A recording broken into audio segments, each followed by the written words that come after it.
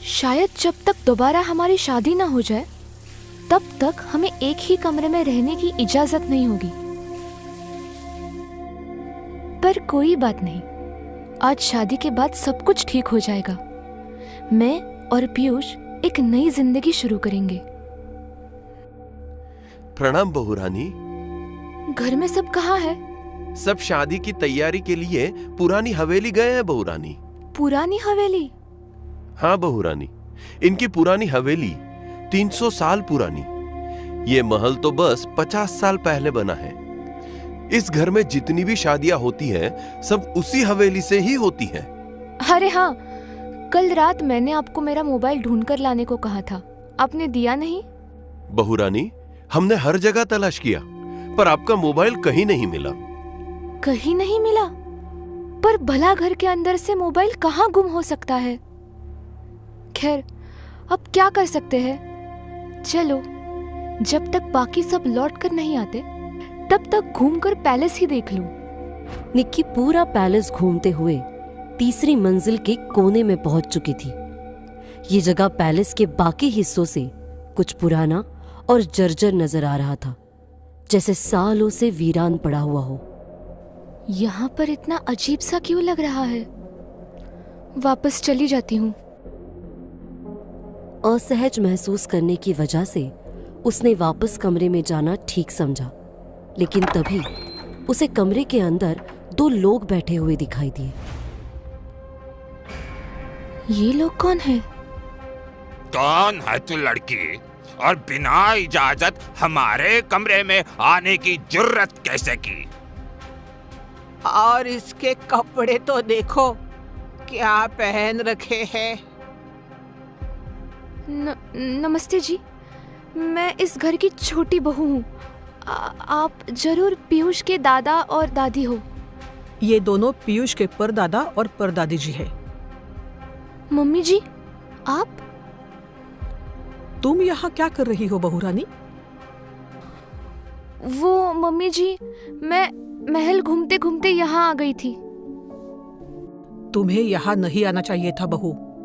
इनको किसी भी तरह का डिस्टरबेंस पसंद नहीं है। आई एम सॉरी मम्मी जी, मुझे मालूम नहीं था। मैं अभी यहाँ से जाती हूँ।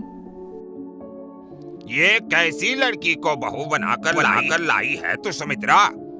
हमारे जाते ही तुमने हमारी परंपरा को ताक पर रख दिया। हमारे जाते ही? इनकी बात का क्या मतलब है? क्या सोच रही हो? अपने कमरे में जाकर आराम करो।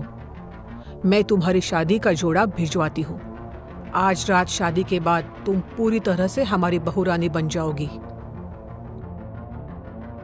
निक्की बेसब्री से दुल्हन बनने का इंतजार कर रही थी। तभी उसके कमरे में एक कम उम्र की लड़की आई। प्रणाम बहू रानी, मेरा नाम रचना है। पर तुम हो कौन? बस यूं समझ लो बहू रानी, एक अनाथ लड़की जिसे इस राज परिवार ने आश्रय दिया है। मेरा पूरा बचपन इसी राजमहल में बीता है। अब दोस्त कह लो, नौकरानी कह लो या फिर कुछ और, रचना आपकी सेवा में हाजिर है। अरे वाह, मेरा नाम निक्की है। तुमसे मिलकर खुशी हुई। रचना, तुमसे मैं कुछ पूछूं तो बताओगी? क्यों नहीं बताऊंगी बहू रानी, जरूर बताऊंगी। आप पूछो, क्या पूछना है? मुझे इस राज परिवार के बारे में बताओ। इस राजघराने का इतिहास कितना पुराना है? यहाँ कौन कौन लोग हैं? सबसे पहले तो ये जान लो बहू रानी कि असल में ये कोई राजघराना नहीं है। क्या?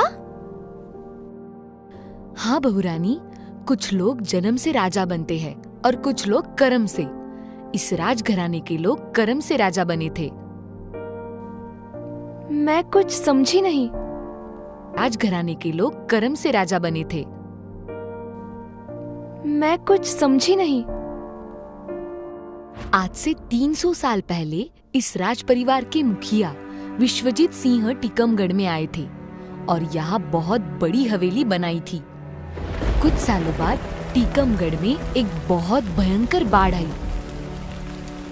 तब विश्वजीत सिंह ने सारे टिकमगढ़ के परिवारों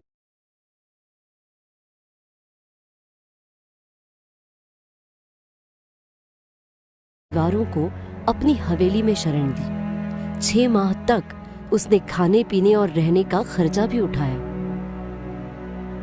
इतना ही नहीं, जब सब कुछ ठीक हो गया तब भी विश्वजीत सिंह ने खेतीबाड़ी करने के लिए टिकमगढ़ के एक एक किसान को आर्थिक सहायता भी दी। किसी इलाके में हर परिवार की ऐसी मदद कोई राजा ही कर सकता है। इसीलिए टिकमगढ़ के लोगों ने मिलकर विश्वजीत सिंह को अपना राजा मान लिया। तब से टीकमगढ़ पर विश्वजीत सिंह के वंशज राज करते हैं। वाह, इस राजघराने का इतिहास तो बहुत रोमांचक है। और बताना इस बारे में। बताएंगे बताएंगे, सब बताएंगे। हम कहीं भागे थोड़े जा रहे हैं, पर पहले आपको तैयार होना है।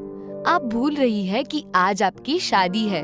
घर के सभी लोग तैयार होकर पुरानी हवेली जा चुके हैं। आपको भी तैयार होकर वही निकलना है। वाह, जरा देखूं तो सही मेरे लिए कैसा शादी का जोड़ा भेजा है सासू माँ ने। लेकिन वो कपड़े देखकर वो चौंक उठती है। ओ माय गॉड, ये क्या मजाक है। शादी का काला जोड़ा, और गहने भी ऐसे लग रहे हैं जैसे जलकर काले हो गए हो।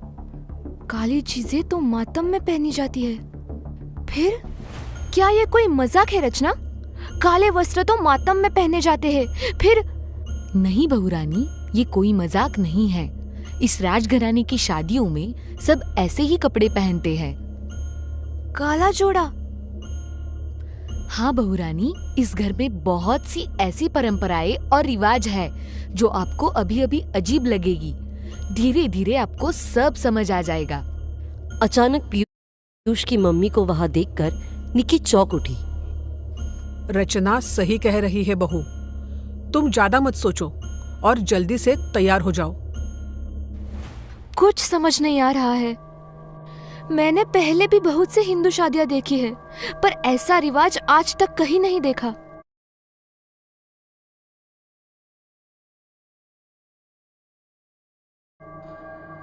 कुछ ही देर में निक्की तैयार होकर पुरानी हवेली पर पहुंच चुकी थी। ओह गॉड, ये तो एकदम किसी भूतिया हवेली जैसी दिख रही है।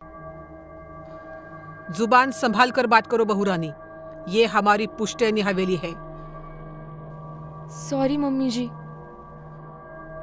निक्की ने गौर किया कि वहां किसी भी तरह की सजावट नहीं की गई थी। नई हवेली के मुकाबले ये पुरानी हवेली बहुत ही सुनसान और डरावनी लग रही थी। मुझे लगा कि अगर इन्होंने मेरा स्वागत इतनी धूमधाम से किया है तो शादी में और अधिक रौनक होगी।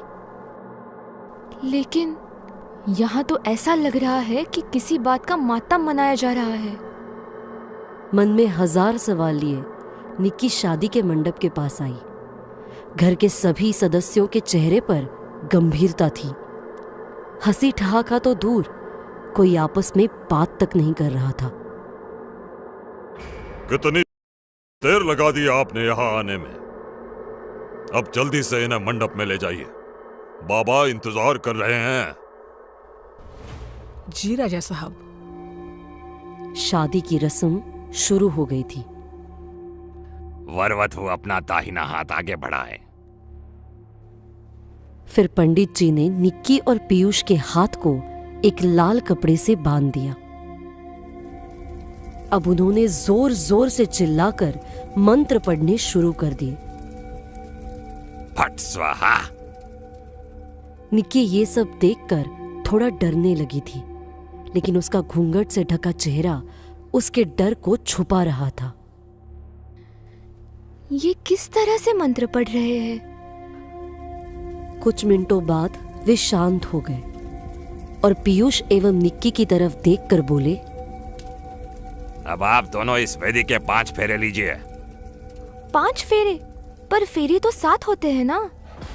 उसने निक्की की तरफ गुस्से से घूरा, जैसे निक्की ने ये प्रश्न पूछकर न जाने कौन सा पाप कर दिया हो। बहू, जैसा कहा जा रहा है वैसा करो, वक्त बहुत कम है। निक्की ने आगे कुछ ना बोलना ही उचित समझा। वो और पीयूष चुपचाप वेदी के फेरे लेने लगे। यहाँ की रस्म पूरी हो गई। अब आगे की रस्मों के लिए सभी हवेली के पीछे वाले कुंड में चलिए। निक्की और पीयूष बाकी सदस्यों के साथ हवेली के पिछले हिस्से में जा रहे थे, लेकिन इस अनोखी शादी से निक्की अब भी अचरज में थी। ना मंगलसूत्र पहनाया, ना सिंदूर लगाया, और फेरे भी केवल 5। ये आखिर कैसी शादी है? अब आप अपनी पत्नी के साथ इस कुंड में उतरे और स्नान करें, तभी यह विवाह संपूर्ण माना जाएगा। जी बाबा जी। मुझे गहरे पानी से डर लगता है पीयूष, ये करना जरूरी है क्या? डरो मत निकी, मैं तुम्हारे साथ हूं। बस हो गया। नहीं, आप दोनों को कम से कम 5 बार कुंड में गोता लगाना होगा, तभी मालिक प्रसन्न होंगे। क्या? उस बाबा ने पीयूष की तरफ देखकर एक इशारा किया। इससे पहले कि निक्की कुछ सोच पाती, पीयूष ने उसकी गर्दन दबोची और उसका सर पकड़कर पानी के नीचे डुबो दिया। निक्की जोर से चीखे जा रही थी, लेकिन पीयूष बार बार उसका सर पानी में डुबोए जा रहा था। पीयूष नहीं! क्या निक्की बच पाई? क्या रहस्य था इन रस्मों के पीछे, और क्या असर पड़ने वाला था निक्की के जीवन पर? जानने के लिए देखें अगला भाग और सब्सक्राइब करें चैनल को।